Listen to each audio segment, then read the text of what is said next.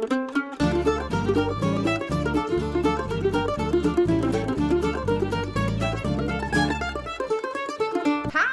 Welcome back to BuonaPappa. Today is a special episode for two reasons. The first one, we're going to make one of the traditional dishes from my hometown, Milano.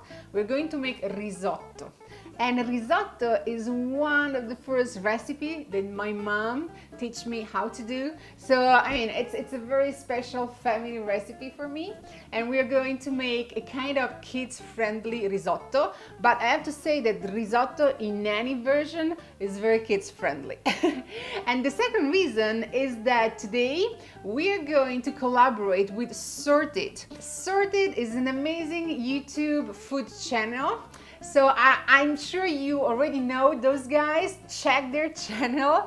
They are fun and they really suggest easy to make recipes from every cuisine, every culture. I really love them because not only you learn how to cook, but you do it in a very fun way and you always laugh at the end.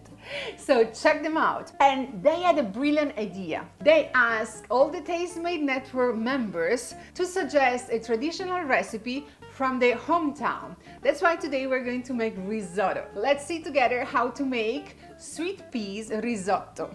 So risotto, as I told you, it's a very traditional dish from northern Italy. And which kind of rice you should use? I usually use two kinds of rices, either arborio or carnaroli, because that's the perfect texture for a risotto. It doesn't break. At the end, it's still creamy, but still keeps the texture. We're going to prepare a vegetable risotto. So with sweet peas, just because I found them fresh at the farmer's market and it means that spring is coming and it's delicious. Let's start from the ingredients. I'm very chatty today. So what we need for our risotto, that will be for the whole family. Of course, rice, as I mentioned, carnaroli or arborio rice, 1.5 pounds. This is a kind of very big portion for a family of 6. My mom, she taught me a trick. For every person, just count 2 nice handfuls of rice. That's how she counts how much rice to prepare for the risotto. Then we will need 2 cups of fresh sweet peas. They're nice, they are fresh, they really come from the farmer's market. Half an onion that we're going to dice and to chop in tiny slices. 10 cups of vegetable broth that, as you can see, is already warming up in a pan. Half a cup of Parmesan cheese, and the traditional recipe usually uses butter.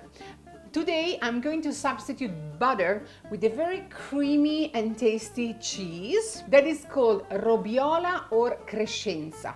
It's a very nice and creamy, soft Italian cheese. If it's difficult for you to find out Robiola or Crescenza, you can always substitute it with cream cheese. It's the closest to Robiola and it will still give a creamy texture for our risotto. But let's start together. First thing to do, let's just chop our onions in tiny slices. In a pan, we're going just to put some extra virgin olive oil. I would say 1 tablespoon and a half. And we're going to turn on the heat at medium. And we're going to put our onions in our pan. I'm going to let the onion cook for 3-5 minutes. I want them to get tender and soft, almost transparent. After 3 to 5 minutes, I'm going to add the sweet peas. And as we're cooking for toddlers above 1 year, I will adjust with some salt.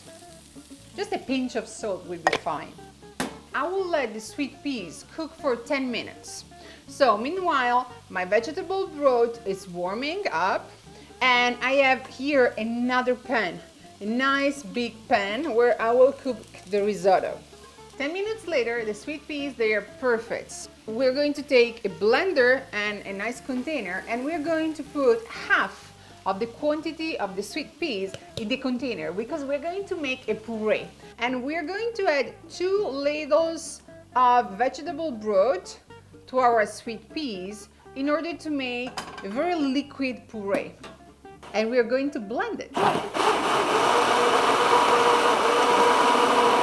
Next step, let's turn on the heat and medium, and let's put 2 nice tablespoons of extra virgin olive oil in our pan, a quarter of onion that I cut in tiny slices.